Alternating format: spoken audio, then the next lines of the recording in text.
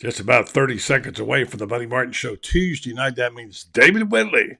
We got some dumb and stupid questions to ask David tonight, and we expect some whimsical answers, including what's the dumbest thing you ever said to or asked a celebrity? I know I got a bunch. Plus, Loren Meadows has trivia questions tonight, and we're going to hear a little bit of a podcast from our friend Allie Pete Wilbur. Stand by. The Buddy Martin Show is on the air. Tell your friends and neighbors. Yes, it's time again for Buddy Martin. Call him up and tell him what you're thinking. But be kind because he's doing the best he can. Better, stronger, faster. Mama says that alligators are ornery because they got all them teeth but no toothbrush. What if the voice calls while you're gone? Take a message. Bye! You ready, champ? I'm ready for this my whole life. I'm incapable of small talk. But that's why you love me, right? Kind of intimidating to be in the presence of so many great athletes.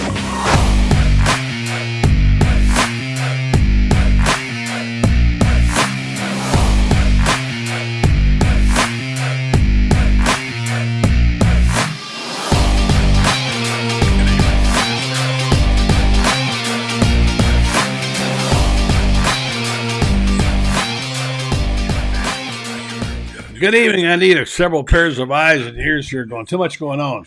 As we speak, David, well, pay attention to this. This is my phone going off. We got basketball here to my right. I can't show it. I have an interest in this because I covered this team for 8 years, and the Denver Nuggets are about to put a whooping on the LA Lakers, up 24-14 in the first 5 minutes. So we'll go right to our quick commercial and tell you being brought to you tonight by Titan MRI. And David is standing by in the orange and blue room with some whimsical answers to some stupid questions. Stay tuned. Things have certainly got a little out of hand lately when it comes to just buying our everyday necessities. Just look at gas, streaming services, and heck, even chicken wings. Well, there is one necessity that shouldn't cost a ton: taking care of yourself and helping fix all the aches and pains in life. And the fine folks at Titan MRI agree. With costs a fraction of what you'd pay at a hospital, you'll not only save money, you'll be taken care of by staff with over 20 years experience. So when you need an MRI, call Titan first, and you can go where your doctors send their families. Now offering CAT scans. Titan MRI in Gainesville, Lake City. Check them out. You'll find some amazing results and some amazing prices. Thanks for their sponsorship. Right to the orange and blue room as I check in on the scores of all my teams tonight. Baseball, the Rays are putting a whipping on the Mets up there. And we got, 3 home runs already? A lot of stuff going on. It's a slow season, but it's a fun year. Good stuff happening. Let's go see if we can get a hold of David right now. Hello, Mr. Whitley. Hello, Mr. Martin. How are you tonight? Well, thank you. My teams are winning, and I got through a little medical procedure this morning up at UF Health, which is not a big deal, but it was good to get it out of the way. Feeling good about it, and glad to be with you tonight, David. How are you doing? Good. I didn't know brain transplants were outpatient surgery. There you go. Badumba. I wish I had a REM shot. Yeah, if I could have got one, I would have. Yeah. All right. Your brain is in fine shape. I don't know about that, but let's just say that it's functional at the moment. That's all I can guess. It's like the internet. It's working right now, right? That's as good as you can get it. Yeah, for now. Fingers crossed. Well, first of all, I can't keep up with the lottery picks. I don't know what's going on there. I'll have to figure that out later. And I've got baseball. I can tell you. All right. I can tell you with the NBA lottery that what it proves is that San Antonio is the luckiest franchise in the history they get of it? the NBA. So they got it. They got Wembayama, or how you say his name? Wemba, yeah.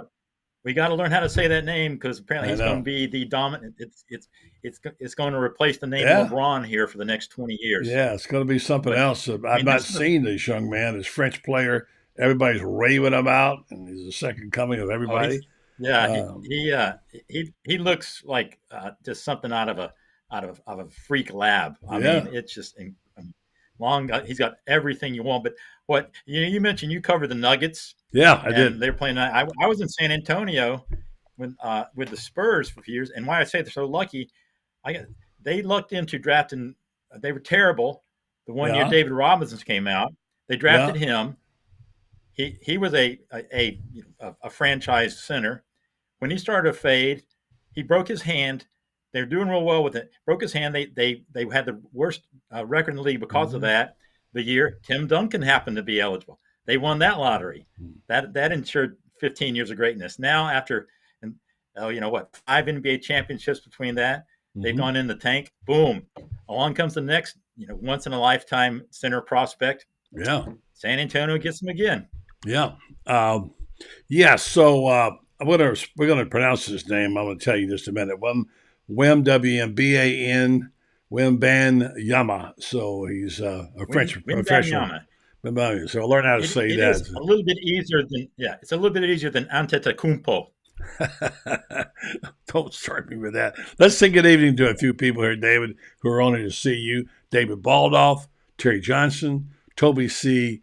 Parmenter. Of course, Toby wins the lottery. Wins a trivia every week. Good to have you, Tony.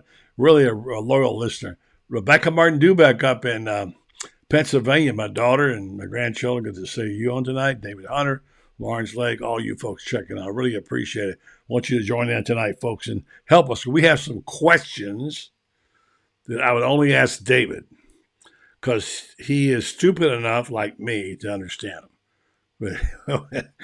We've all made these faux pas. But before we get into all of that, and I'm going to ask you a question about some of the things you've done embarrassing in your life, and I've done them. We've all done them, and I sent you a little note about that. But while we're at it, we'll also address the subject of should FSU and Miami be allowed in the SEC? I don't know what you're going to say, but we'll find out. And David and I have been around long enough when they would have died to be in the SEC and then thumbed their nose at them years later and now wishing they hadn't. So we'll talk about that a little bit and whatever else is on David's mind. All right, David, bring it to me.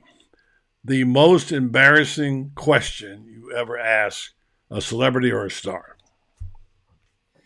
Well, unlike you, I haven't really hobnobbed with a lot of super celebrities. Like I know you probably – like you and Jim Murray, I think I both dated Marilyn Monroe or knew her or something like that. Bogart and all the classics. Yeah, no, not that big. Sports celebrities. I was trying to think. Probably the dumbest question I asked when I was in San Antonio. Michael Jordan came to town, the Bulls, and this was when they were, of course, the Beatles, and it was pregame and. He was just sitting there listening to, had his headphones on. Nobody was approaching him. And I was like, well, NBA rule says, you can talk to him. But so I said, yeah. So I went over and then I immediately followed about 15 other reporters. And I said, what? So all I could think to ask was, why are you bald? Wow. Who was this? And Michael Jordan. Michael Jordan, you ask him if you're bald. Why are you bald? No, why are you bald? Because why did he hit you? Did he punch you? No. Well, because at that point he was in his about 30 years old. Yeah. You're not naturally bald. Most people aren't naturally bald at 30. Yeah. But what you meant to ask is why do you shave your head? Is what you meant to ask, right? Yeah. Why are you bald? And he explained the whole deal. Yeah. And then I just sort of went off on a whole fashion thing and how much he impacted not only, a lot of guys suddenly found it okay to shave their heads because Michael was doing it. But, he bought in the whole thing of the death of these short shorts in the NBA. He wore the big floppy shorts. I hated it. Did you hate those? I hated those things. Oh, awful looking. Yeah. They've when you look back about 15 years ago, they were really, really bad. I mean, they were like down to people's calves. It was embarrassing when they look back. So now it's bad. But then you see like the shorts from the early 80s and you go, man, those are a little too short, So I think we sort of reached a happy medium now. But, his whole thing, he used to wear the North Carolina shorts underneath his Bulls shorts because he was just such a Carolina guy. Right. Kind of thing. But so that was probably I got to tell you, the dumbest question I've ever heard a celebrity asked, and it wasn't by me, but it was the Howard Stern. He had on a guest who was the caretaker of the world's longest surviving Siamese twins, or co-joined twins, I guess is the way proper Okay. term now. And this person had written a book and talking about how their lives were and stuff like that. And one of the callers called and asked if the co-joined twins were actually born that way. Oh boy, some beauties. So, yeah, but they teach us. They always teach. That's a rim shot. Yeah, that's a rim shot. If I had one to play it. We were taught in journalism school no such thing as a stupid question. Well, I beg to differ. There are some stupid questions. And I'll tell one of mine right now. The questions. You'll have to dig on this a little bit. You remember a comedian named Gary Shandling? Oh yeah, he had what was the show that was so popular in the '90s? Where he was the talk show guy. Right. He was like Johnny Carson reincarnated. Yeah, it was a good show. Very popular show for 3 or 4 years. I always liked him before he became a star. I thought he was funny. Had some funny things to say.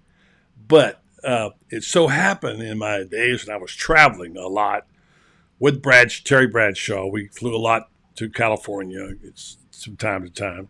I say a lot, 3 or 4 times a year. And we happened to get on. By the way, David Alonso hit a two-run homer against the Rays. So the Mets got on the board at 6-3 and 7-3 because I think the Rays hit another home run too. So Siri hit one and Paredes has hit 2. So I'm keeping you up on that. So I'm flying on these planes. It just so happened, coincidentally, twice over 2 years, we rode on the same flight with Gary Shandling. Now, Bradshaw attracts a lot of people, and it happened that Shandling is a big football fan and knew Terry. And, usually speaking, those guys, like Shandling, would travel in first class, pull their ball cap over their eyes and don't want to be bothered. But he saw Terry and come on a plane, and he engaged Terry and just talking. And so out of osmosis, I happened to be in that, whatever. So this is the second time he was on our flight going out there. As I recall, it was American Airlines. And we got off the plane, and he walked with Terry and I getting off the plane. So we were walking up toward the baggage, and it just so happened I had a moment, right, where I just thought, I had a moment there. I thought, I was going to say, hey, Gary, I'm a big fan of your show.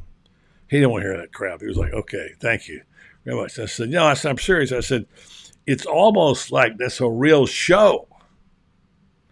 And he looked at me and said, yeah, that's kind of the idea. Hello, dumbass. Yeah. So I felt like a stupid idiot, but, so it happens sometimes.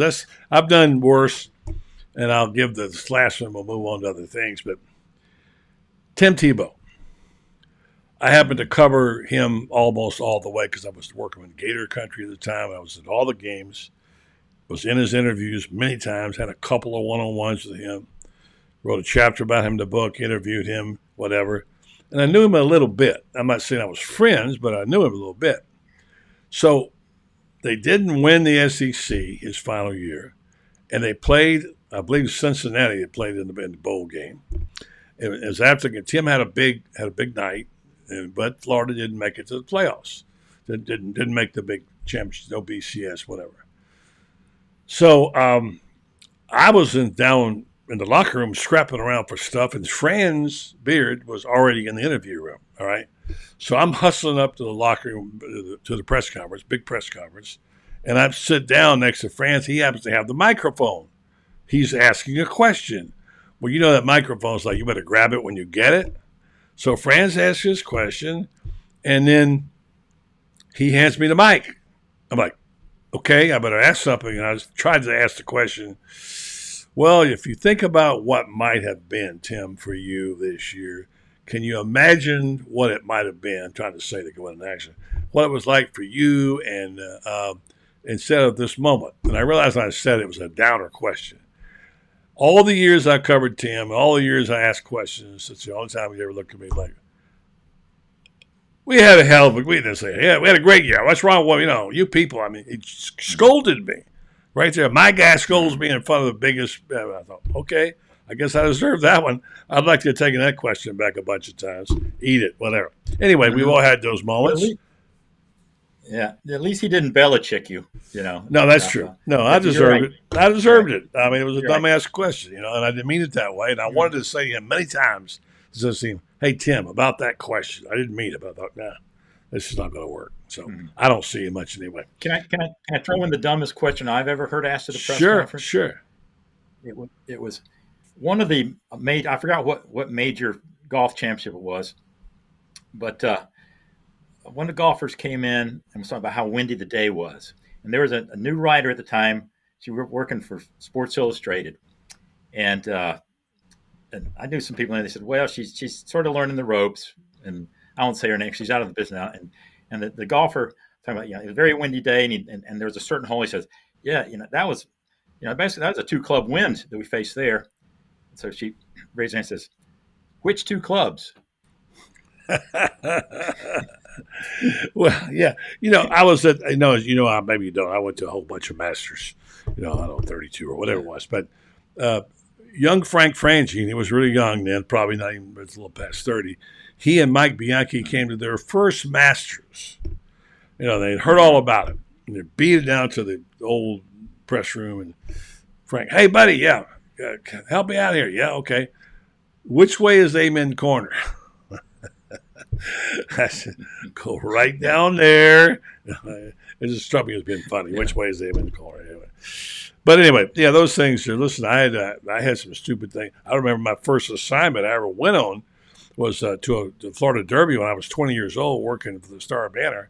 And I went to cover the Florida Derby, and I didn't even know how to write a story about horse racing or why it was important to put the gambling. I mean, you learn those things. All right, David. So here's the thing I want to ask you. Thank you for your whimsical answers and good, funny. I try to keep my finger on the pulse. I don't want to say that. I try to read the temperature of things, how they're going for Florida, how it ebbs and flows every day. We do this show. I'm on Twitter. I do other shows with Shane and my friends up in Alabama and Memphis, Rob Brown.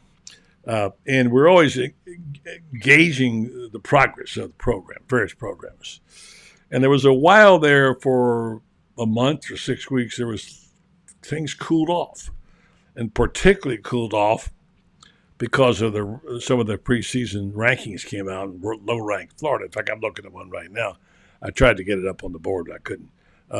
Where Florida was. So I began to say, buddy, don't be a sunshine pumper. Try to be objective here. And so I went through my various scenarios, whatever. And Shane and I talked about it. And I said, I'm having a real hard time finding those wins past 6.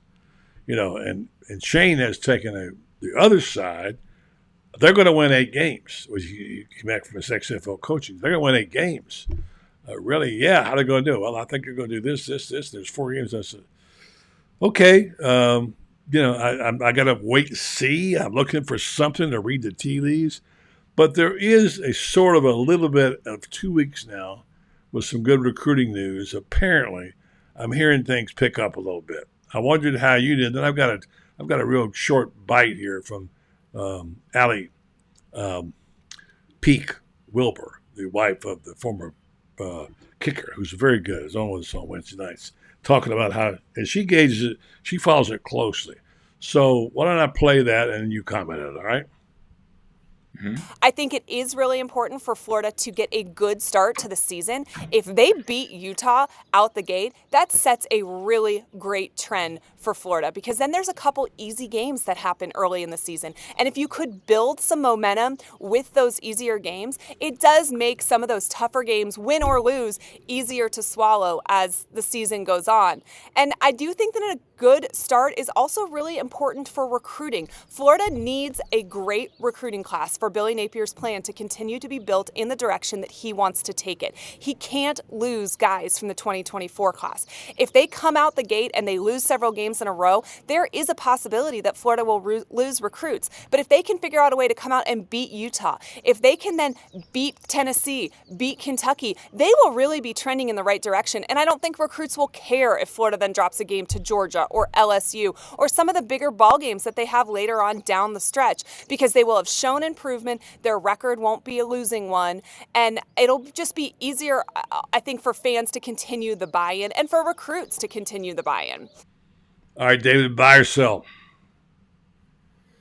Well, what you said was pretty obvious. Yeah, if they get a good start, it's going to be, if they beat Utah, it's good. I liked the backdrop there. She's obviously not sitting in Gainesville. No, she's in Tampa. This is our podcast. Oh, is she? Very Okay. good, yeah.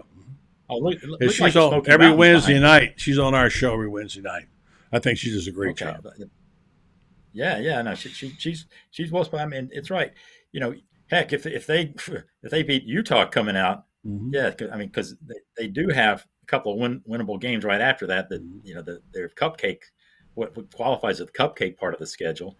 Oh, sure, that'll be some great momentum going in. I think in the last couple of weeks, you're getting a better vibe just because all you really have to go on right now is recruiting or the portal, and they've gotten a couple of guys in the portal, and then it's just and I don't know if they've gotten any firm recruiting news since we last spoke. Well, they got a bunch of people coming in June. A bunch of signings. Yeah, I mean June is the key thing, and you recruited. Those things always have an outsized impact on fans' perception of things. If they remember last summer when they had a bad couple of weeks in June. Oh yeah, Rashada. They lost Rashada and Pete. I mean, it was like, oh God, it's over. We're never going to win another game. And then things turned around and then they got some guys in July and suddenly things were okay.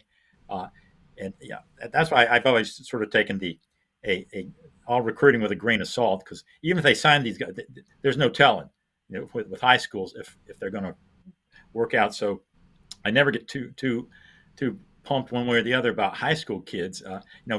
The transfer portal is a little bit different because you get a little bit more predictable what you're getting with that these days. And there's still a lot of unknown, but at least if you're bringing in the kid from Michigan, Moten, he'll play right. He'll be a contributor right away. And the big offensive lineman they just got. And they'll play. Yeah, and those positions of need. So this is going to help immediately. But I think the down part was probably after the spring game when it was lackluster and people because it was a defensive show, people took that to mean it's bad. As opposed to taking, hey, we're going to have a great defense. They're thinking, we're going to have a bad offense, and our quarterbacks we're in deep doo-doo there. But I think that sort of worn off that post orange and blue funk. Yeah. With some good news on the recruiting, or at least it's looking up. As you said, June is the key month, and I mean, heck, that's why Kirby Smart's not going to the White House, because he can't give up a recruiting day in June, as we talked about last week. And I don't blame him. You can't give up a recruiting weekend in June when so many guys are coming in. If you are Kirby Smart, you just say, well, Joe Biden can't wait too much longer, but the White House can wait on that. But yeah, I think that there's a little bit better, because I mean, other than recruiting, there's really, there's nothing going on. I mean, this, as you said, this is football wise, this is it's just the Billy Napier spring tour, and unless he just pops off on, he pulls a Jimbo Fisher and starts talking about how Nick Saban's a cheater or something like that, nothing's going to come out of that. So it's sort of like, in a way, it's a lull before the storm of what might happen in Destin in a couple of weeks with the SEC meetings, and then we'll have a lot to chew on besides just yammering about, well, they might win this game, might win that game. Yeah, well put. This is what we do in the summer, though. We sort of just, we play the guessing game, read the tea leaves. This is what's fun about it, supposedly. And it's really hard to do that. Some of our people are chiming in. Terry Johnson says 8-4. That's what Brady says, 8-4. They're way too early projections. We don't know what if I knew a little more about the defense, I'd feel better about it.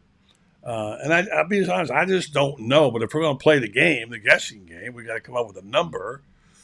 And right now, I'm between 6.5 and 7.5. I don't know where I am exactly. And I do think they can get past that 5.5 number. Now, I'm looking at a thing tonight, Saturday down south. again, these are just somebody's opinions. You and I could put one out and do the same thing, in which Florida was picked 12th out of the 14 teams in the SEC. Mm-hmm. I don't know. Is that fair? I mean, you think that's true, or if you went in thinking you wanted to make them 12, you can make the case. Mm-hmm. You couldn't do it. You couldn't say, I'm going to make the case that Alabama should be 12th or Tennessee. People would sort of roll your eyes, but there are enough doubts there that you could downgrade Florida to 12th if you upgrade some of these other. If said, well, Missouri is going. If you put out, if you saw Missouri as the glass being half full, everything, and you saw the Florida as the glass being half empty, you can, all right, yeah, they could sink to 12th, that kind of thing, and it wouldn't be ridiculous. I think it would be low, but it would be defensible.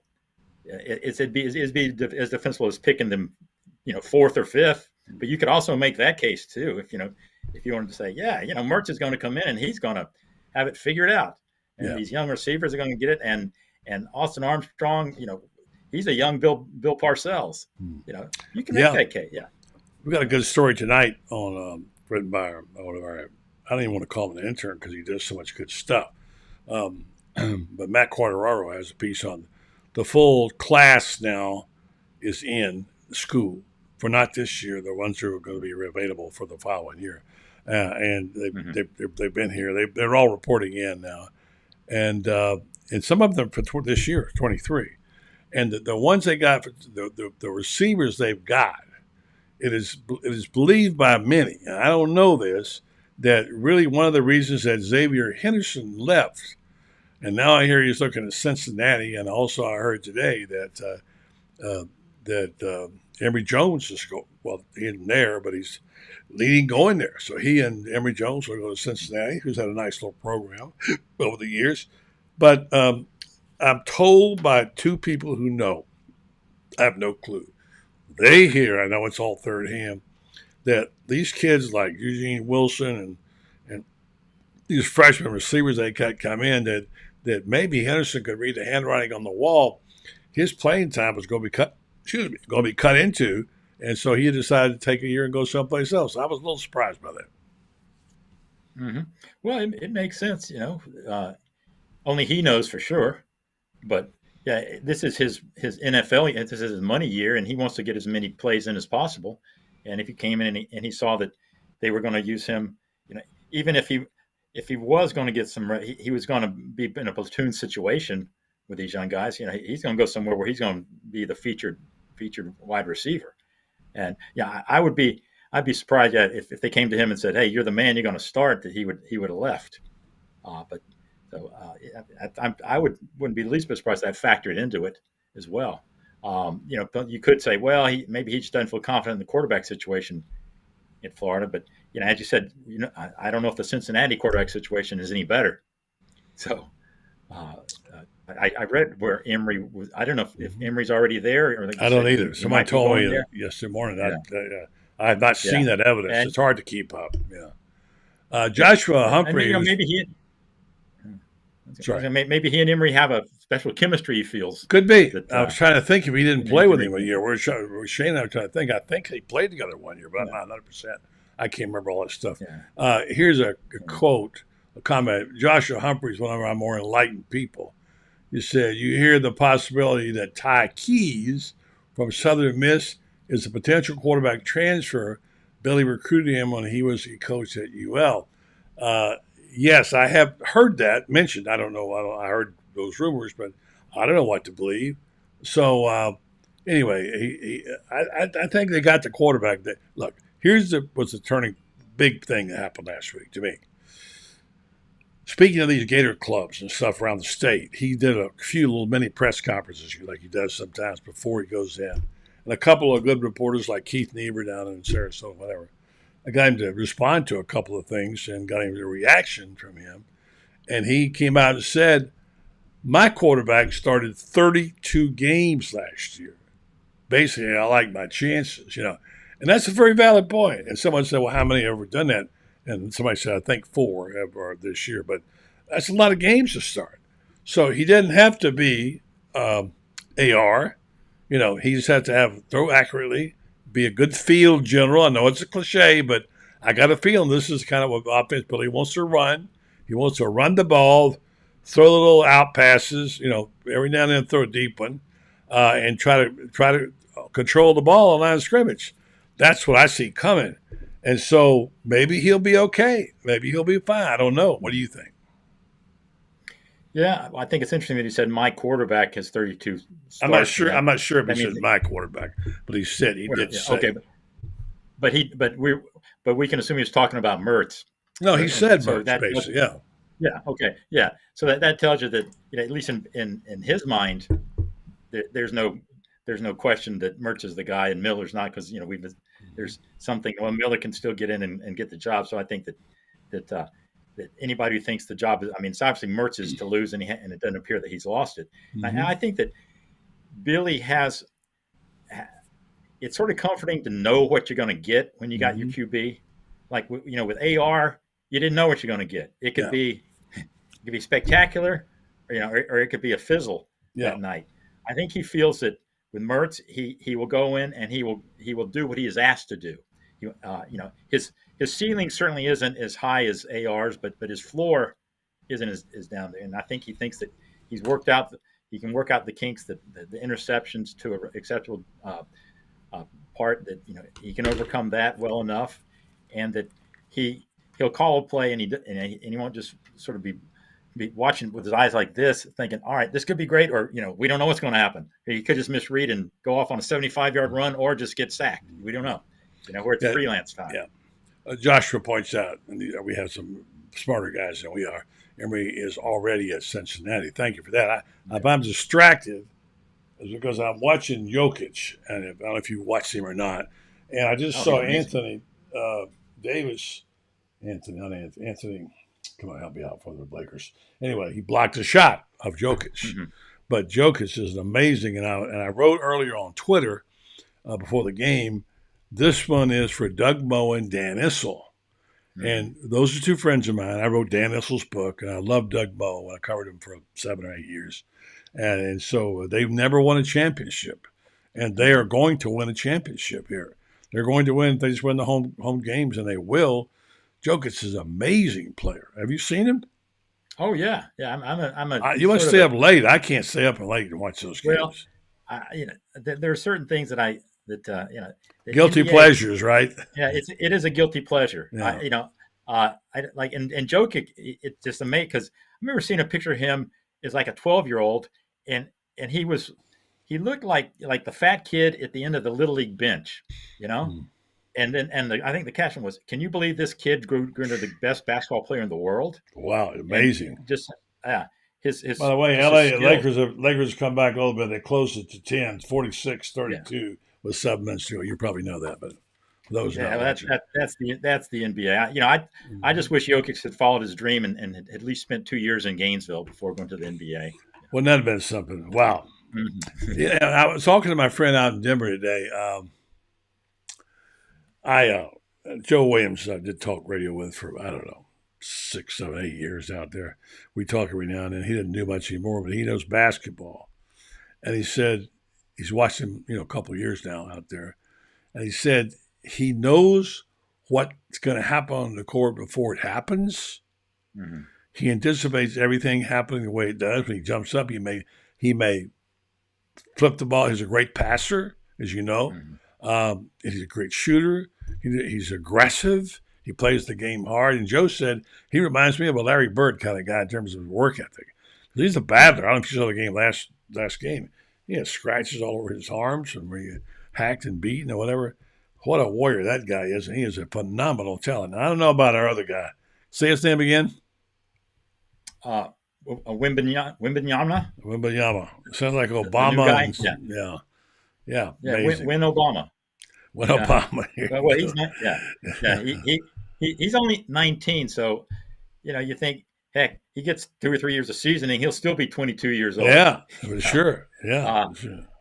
But think about it, he's been playing in the European League. He's been playing against grown-ups. Oh yeah. For 2 or 3 years, not against high schoolers.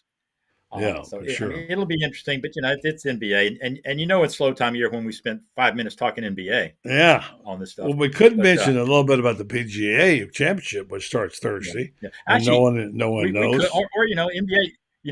Al Horford's still in there. He is. And the fact, he is. It's funny. He is turning into the Udonis Haslem, who can still play. Of the Celtics. I mean, because he's going on 14, 15 years in the league now. It's amazing, but he is still a key player. That's amazing. Yeah. That is amazing. Of all the ones to have done that, I thought Noah might have been the guy or one of the other ones, but no, it's the big guy. Yeah. So, the score, let's see, now is what? I got 8-3 Rays. So Rays in the eighth, and so they should be good to go. Win a game there. All right, David, I know no one wants to talk golf. I can hear the TV sets and we're just turning off all over the whole country now. All right. Joe Fulford says, please tell David Whitley the animal says hello. I have no idea what that means. Okay. Okay. It's a little private thing. Honestly, the animal may be the greatest FSU baseball fan in history. Let's put it. And okay. Of course, this would be an odd year for him because for the first time in they ain't going nowhere. Yeah, it's going to be late May in the Seminoles, or they're staying home. Yeah. Joshua wants to know if I've ever been to Jackson's Sports Bar in Denver, Rocky Mountain Indicators Club. Yes, I did. I spoke there a couple of times, Joshua. As a matter of fact, I brought Coach Spurrier out there one time, but not to there, to another place. So here's the deal. Woody Page just sent me a kudo. I tweeted out today, this one's for Doug Moe and for Doug Moe and Dan Issel. And he wrote back, thumbs up, whatever. So he's watching the game and covered the game. He saw the tweet. So there you go. All right. So you mentioned FSU earlier. There's some talk. And honestly, I couldn't tell you how legitimate it is. I don't know. There are reports out of the ACC that there's rumbling that teams want to bolt, want to defect, go someplace else. We've heard this story before. And in this day of change, when players and franchises and coaches can move everywhere without any restrictions, now the latest narrative, coming from some pretty good reporters who were out there covering it, is that there's been discussions among the big three, Clemson, Florida State, and Miami, about getting out of the ACC. The age-old question again is, should Miami and FSU be in the SEC? You could take 4 if you want to take Clemson and say NC, North Carolina, whatever. But I heard one of the reporters say on some Feinbaum's show that to do that it costs a bloody fortune to get out of that deal. Like if they fold, they owe television $700 million. I don't know. They ain't got that kind of money. But so let's get back to basics. You were around when FSU came up and became one of the big boys. I remember when they couldn't even get a game against the SEC, where they come in, Bobby Bowden took them to the national prominence, and they had an opportunity to peek in the SEC, and nope, we don't want that. And now probably wishing that they had. Where do you stand on all that? Do you think it would be a good thing for SEC to say, well, look at the Big Ten taking in USC and UCLA and all this stuff. We better grab these teams while they're there. There's 4 more. Let's go to whatever. I don't know. What do you think? Yeah. Well, I think the initial decision by FSU to join the ACC, it was a good decision for 20 years. And because it was 1990, 1991, 92, right when FSU was hot. And, Bowden, he admitted as much, in his later years, said it was a lot easier to win the national championship going through the ACC than the SEC. And that's why they did it. And they have, 3 national championships to show for it. And they came close to a few more. And that, and he just admits what a lot of FSU fans didn't want to admit, that I mean it's easier to win in the ACC. It was for those years, but that was so it was a good move for for the first 15 years, 1990 to 2015. Then things changed. The rise of the SEC became the really dominant program or dominant conference, and with it came the TV contract. And so while the what the SEC really lacked was a visionary leader, and the SEC has been really blessed by having some good commissioners. Slive was great, and now Sankey, he's the best commissioner out there, and they played the TV game a whole lot better than the ACC did, and the ACC, the impetus on all this, they are just locked into this terrible deal that's going to pay them $30 to $50 million less a year than the SEC teams are getting. So that's why, it was a bad move. Now, as to whether they can get out of that or not, I think they've had every lawyer and more than even Morgan and Morgan employees looking at this thing, and they can't. Apparently, it's airtight. But so they got first thing, they got to figure a way to get out of that deal.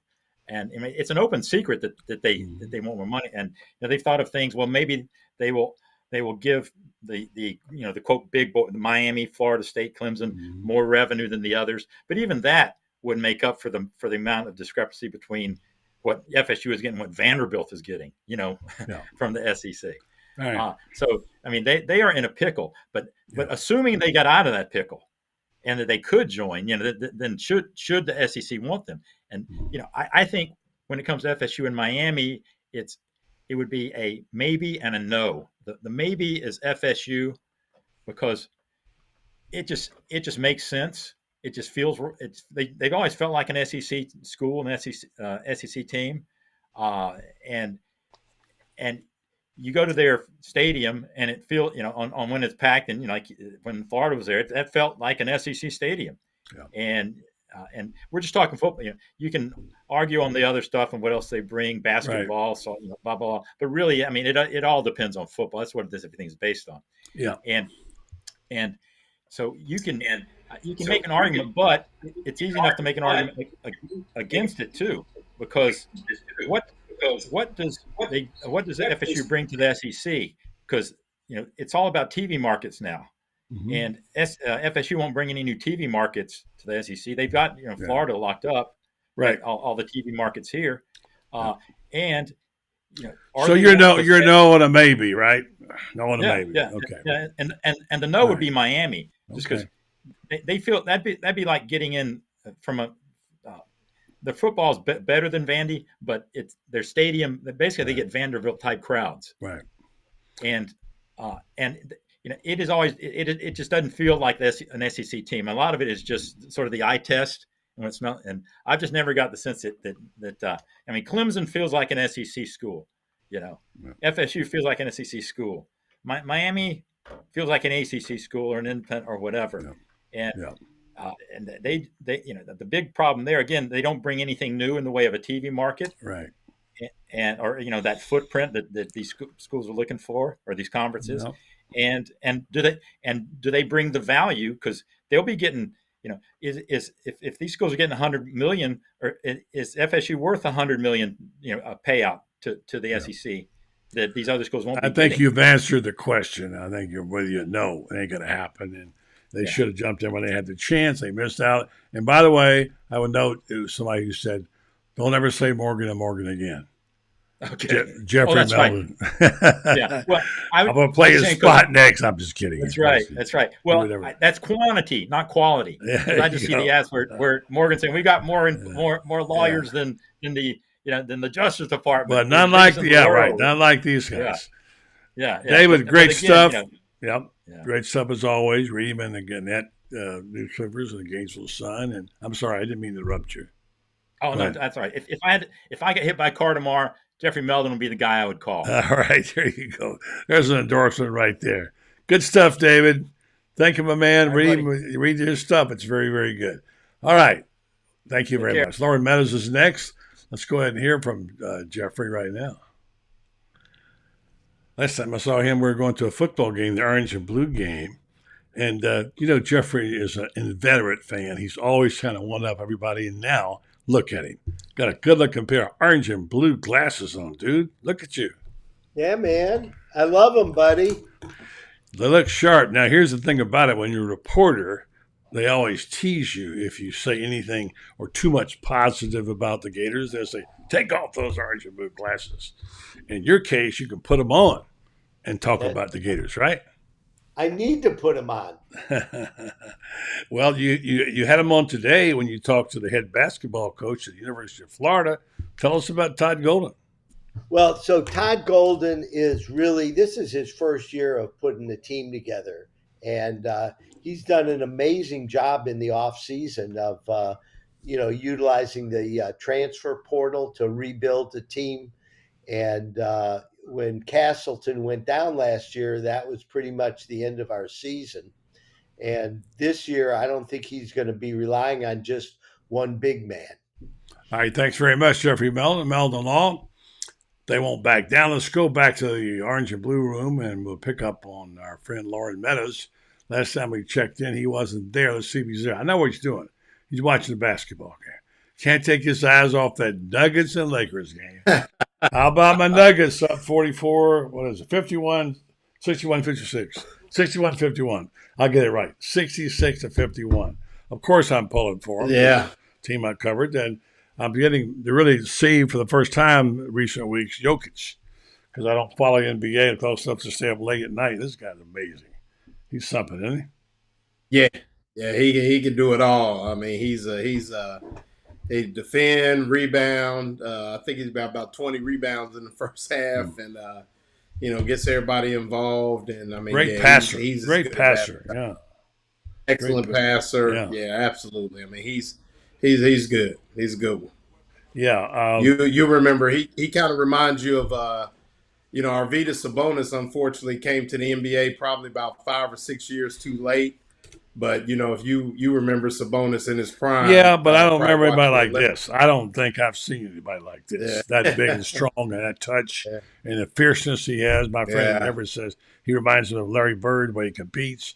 He anticipates like no big man I know. Yeah. I mean, maybe Kareem back in the day, but I mean, he just knows where the ball's going to go before he can either pass it or shoot it or whatever. He's phenomenal. It's really a phenomenal player, and they're going to win it. Definitely good player. You know what it's like. That's why it is to a Nuggets fan to be able to beat the Lakers and have it win a championship. They've never won one. Yeah. I've been through with them a number of years. A lot of my friends have, and so it's now 68, 54, and I don't even know what number. And they only got about 31 seconds to go, so they'll lead big at halftime. All right, let's get. Well, I mean, long series. We'll see how it ends up. Yeah. Well, I think they just got to win the home games. That's it. I think they're going to do it. I really do. They're really good. And I will never underestimate LeBron. I said the other night, don't ever underestimate what this guy's done. They did that against Golden State. They forgot who they were talking about. Right. He wouldn't let it happen. His will, the will of a player like that, like Magic and Jordan, their will is amazing. It transcends everything else in the team. So I think it's great. Absolutely. All right. So before we go to trivia, we got young Kyle standing by to join us here in a couple of minutes. Some pretty good news in recruiting. The latest projections I saw for Florida were low again. I think it might have been Saturday down south. I don't really put too much in it. They had Florida pick 12th out of 14 teams. Right. But you know what? Keep him right down there, as France says, and let's see what Billy can do. I like his pickups. Didn't get the kid the two kids they thought they would get from Rhode Island, number one. Like Shane said, whoever thought we'd care about a guy from Rhode Island? And then, of course, the kid they lost, who was the defensive back from Louisiana, didn't get those kind, but they pick up a big offensive lineman. He looks like he's going to play right away from FIU. I think he was heading to Southern Miss. So that means that Austin Armstrong knows who he is and probably is from there. So I thought he was going to South Florida. Well, that's what I thought so too, and I read today Southern Miss. So I don't know which one it is. Somebody will tell me. I'm not good at this. I heard South Florida, but then again I heard Southern Miss. So I don't know. It feels like there's some stuff going on. It's a little early to project it, but what do you feel like? Yeah, I mean, right now it's just, I mean, if you look at it on paper, I mean, like I said the other day, I mean, as bad as things were in certain cases, I mean, you know, the Gators could have won 5 games that they didn't, you know, and we might be having a totally different conversation.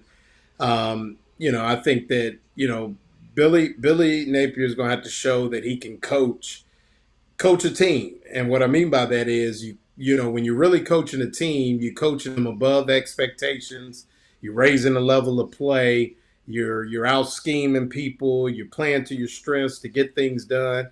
And ultimately that's what he's going to have to do. If you're expecting Billy Napier to ever have, I don't think he's ever going to have he might have a top 5 class, but to ever have the number 1 recruiting class and those kind of things, he'll get some players here and there. But he's going to have to coach his football team the same way that Urban Meyer did, the same way that Spurrier did, and even at times, you know, with some success Dan Mullen did. You coach your team, you scheme them up, and, you know, you really think, and correct me if I'm wrong, buddy, but the one time Urban Meyer had the number 1 recruiting class, that's when things started to go downhill, if I'm correct. Yeah, that was right. He had a Is couple that were either 1 or 2. I'm not sure, but toward the end, he did. Maybe 2010 that might have been. Right, and they never really materialized like people thought they were. So, you know, at the end of the day, you know me, I've been on this show long enough. It just comes down to making plays, blocking and tackling. And that's got to come every Saturday. And it doesn't matter what your stars are behind you. You got to go out there when the lights come on, you know. And I think, you know, Billy Napier is under the microscope. Like AJ Rose said, now, don't let him opt out or transfer, because that's the new thing too. I mean, it's just so many variables right now that ultimately you got to coach your football team, and that's where Billy Napier to me has to improve on. You know what he did last season is I think he needs to, you know, coach his team a little better. Well, the recruiting, and I'm talking those 60 minutes on Saturday. Yes, I agree. Know, that's just. Yeah. He's got the toughest schedule in the country, as we know, according to several people, including this. And I think this is it. Yeah, toughest schedules. You see, number 1 is Florida. But the good news is they appear to be making some good business on the book in June. Let's go bring our buddy Kyle in here and talk about it, because this June could be significant for Gator fans. Right, Kyle? How are we doing, guys? Yeah, how you doing? This June's going to be massive. And, you know, exactly kind of what Loren was just saying. I think that obviously, you know, there's building up kind of an expectation nationally around this Gator team. But also I think, you know, just Florida fan base in general, there's kind of a double standard that there's going to be a whole nother expectation within that is obviously going to, you know, exceed that, you know, 12th place finish or whatever that maybe have been projected. And, you know, now we're getting to the time where Billy Napier is starting to get his guys in there. He's starting to coach up and stuff like that. So it's starting going to be reflective of his coaching and his development and stuff like that. So it's going to be time to, you know, be able to take in those expectations and hopefully be able to exceed them. All right, let me dig Loren out of this hole. He fell in his hole again. And I got to get him to go up and go lower. I'm sitting up. Right. I'm sitting got up. to move to your brother. Move to your right a little bit. You move. No, you're right. You're okay. The right. Now, keep over. So we get you squared up in the frame. We can't control that. So you got to get your camera over there. Anybody you doing that? Yeah. Now bring it down. Okay. Now you're talking. All right. There you go. Thank you for doing that. You're a handsome dude, man. You need to be showing off. Come on now. I look 100% better. Sometimes. There you go. All right. So yeah, good. So if you want to comment on what he said, and I want you to talk a little bit about, Kyle, a little bit about this quarterback that you're doing a story on, okay? But go ahead, Loren, you comment on what Kyle said there. As far as? Well, I'll tell you what. Go ahead, Kyle. Tell us about the quarterback story you're writing. And this kid, they're starting to stack up quarterbacks. My understanding is that the quarterback who's coming here is one who recruited him. So they're stacking up quarterbacks, I think. Am I right, Kyle? Yeah, so, you know, we got DJ Lagway obviously is coming in, and he's a guy who has been putting in, I think I saw a quote today from a recruit that Lagway is recruiting him better than some other colleges. Right. So, I did see that, And then, so obviously Lagway, hard commit, and he's a guy that's not only committed to the Gators, he's committed to the program and being able to build people around that. And then on top of that, there's another guy in Austin Simmons. There's been a kind of a lot of buzz around him. There's a name right there. Yep, that's the name. And, another 2024 guy. But he's also a guy that there was buzz around that he may, reclassify, stuff like that. It's looking like that he's going to stay at 2024. But, he's a guy that's boosted up in the recruiting rankings these past few weeks. He's kind of been shown out this summer. And it's good to be able to have these kind of high caliber recruits that are committing and showing, that they're committed to not only themselves, but also to the program, and that they want to, leave a legacy within the Gator Nation. So I think that, with Lagway and Austin Simmons and, all these guys who could be the heads of their class and being able to, take hold and being able to bring other people to Gainesville, I think it's going to be really good. Okay. I want to give a quick shout out to people watching on Orange and Blue Bloods, a special channel that Brendan Martin has set up. So we're saying hello to you. The folks out there on YouTube, which are hearing and seeing this. And of course, our regular crowd tonight who comes in and comments. Love hearing from all of you, and love getting this fresh information. Loren, so are you feeling a little nudged, Tish, better about how you did than before? Because I got called Debbie Downer yesterday morning on Shane's show. I didn't think I've been accused of a lot of things, but never that. Well, I mean, I'm like I said, I mean, I've talked to Shane a couple times too, and I'm gonna put it this way. I mean, there's a lot of people that I would say are a little closer to the program. That's they seem to really feel like that this is going in the right direction, and that things are going to ultimately work out in the favor of Gator fans. But I'm just like wait and see. I mean, there was like I said, there was about 4 or 5 games that I had the opportunity to be there in person and just. Well, you interviewed players, man. What do you mean be there? We went down and talked to players. You didn't just be there. Well, yeah, I mean, but but I mean, to the players' credit, I mean, they're very positive. I mean, they believe in what they're doing, and that's what I mean. I think that. Like I said, I think they have what they need to be successful. I do. I think he's got great assistants. I just, like I said, it's just the results have to come. And like I said, I think the last time we talked, I was about a 7, and I'm right there. I mean, they could go out and put it on. I just got this bulletin in right here from DJ Lagway. Loren, why you hate on us? Well, like I said, we'll see when he gets here. But like I said, I think I was a 7 and last time, and I mean 7's a good place to be. I mean, like I said, I just think that I think it's just too early to tell, and ultimately you just don't win football. I mean, I guess it's the old coach in me. I mean, you call me coach for a reason. You don't win football games in May. I mean, and I guess that's the best way to put it. I don't know. They tell me they win them in the off season now. I don't know. And you got a guy over here on the other side to our left who's kind of going 11-0. So I don't know. Kyle fixing to go 12-0. Yeah. So no, it's fun. It's all good. I think what we're talking about again is trending. That means a little bit better than last week.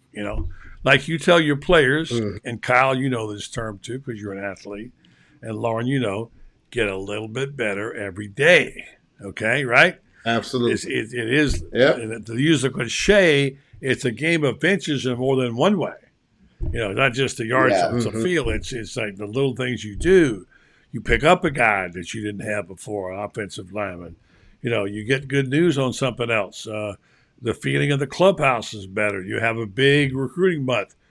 Kyle, you tell me they're all set up for some, what I call a June bloom. All these players coming in. It used to be just reported on players who showed up after they were recruited and signed. Then it got to be where signing day was a big deal. You report them as they come in.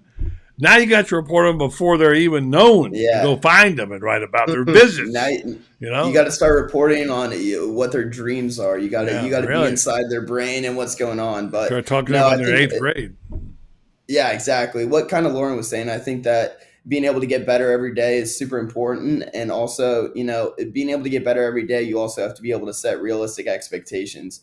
You're not going to be able to climb Mount Kilimanjaro in one day. So being able to set realistic expectations and being able to, just get one step better every day, I think that's kind of where this football team is at. I think that's where Billy Napier's been at ever since, he stepped on campus and took over. And, being able to bring in these recruits and kind of just having a different atmosphere feel throughout the, whole facility is something that will benefit everyone. What do you think of your buddy David Hunter's comment there, Loren? Are you seeing it? I don't think I can see it. Wait, go ahead. I'll read it to you. Recruiting. Absolutely. Yeah, absolutely. No, I see it. Recruiting ranks matter, but not as much as coaching the players.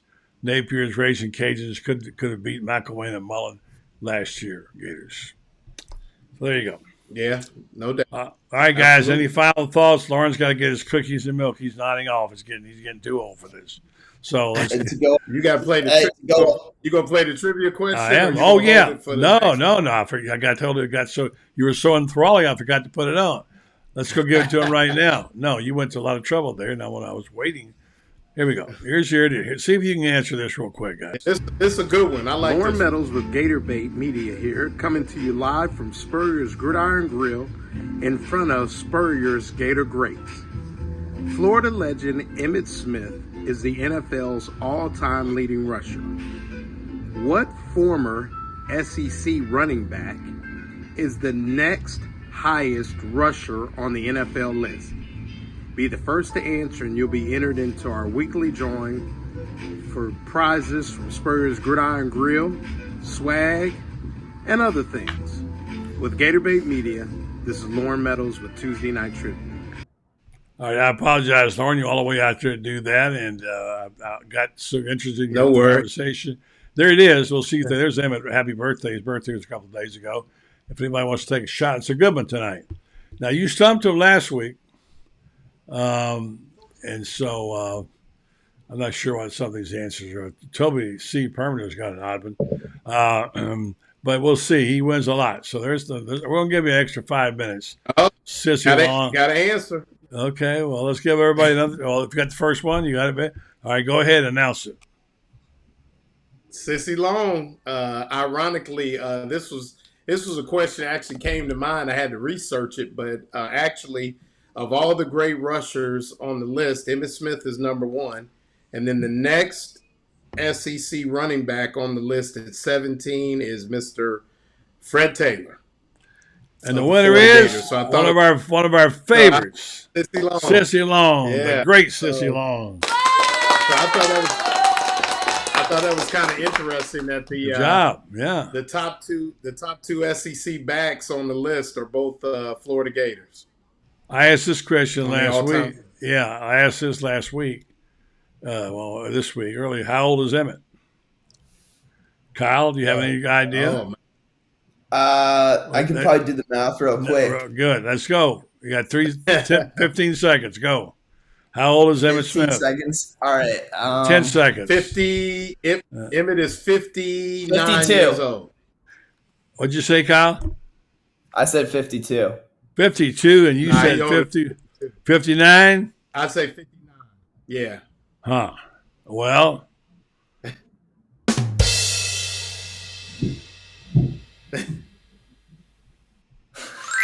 How old is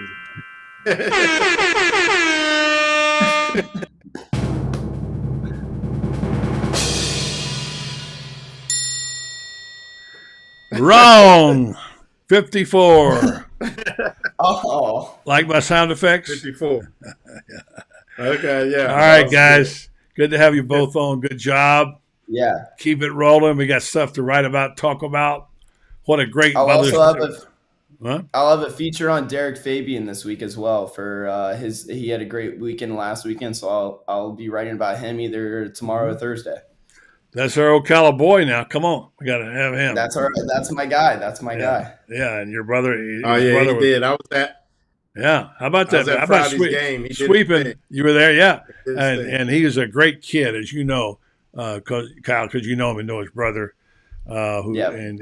So he sat quietly, waited his time, and man, when he got his chance, he made the most of it. He tore the cover off the ball and played well in the field. So, all right, Loren wants to go watch the NBA game. I got to get him out of here. Me too, Loren. Me too. You guys go. I'm going to do a little work here and give a couple of readings. Thanks, guys. Good job. All right. Congratulations. All right, you guys have a good night. All right, guys. Thank you. All right. So, all right, folks. I want to watch the end of this game too. I want to tell you about my friends Red Star, because there's really a special bunch of people who just do wonderful things in my community and for me, and the sponsorship of this show. Been with me a long time. They're really good people. We got Gators everywhere there, and I want to be sure you folks know about what it is and what it means to us. Red Star Medical Research. They've been doing this for a long time. They have a reputation as a high-quality, patient-centered clinical research facility, which they are.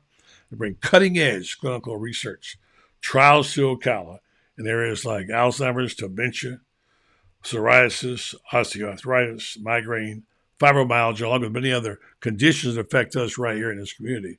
They want you to come in and take part in these because they want to get data from our area here in North Central Florida, too. Since 1998, they've done over 700 clinical research trials, continue to partner with prominent pharmaceutical and biomedical companies throughout the medical industry. So check them out on renstar.net. Find out if you qualify. In some cases, time and travel will be compensated for. Renstar Medical Research, seeking tomorrow's answers to the health questions of today. Thanks to our guest, David Whitley, tonight, Loren Meadows, of course, Kyle Curtis, and we'll hear from Allie tonight. Allie Pete Wilbur will join us tomorrow night on the program. Check us out. Appreciate you. Thanks for listening. Thanks for watching. Back tomorrow night. Same time, same station.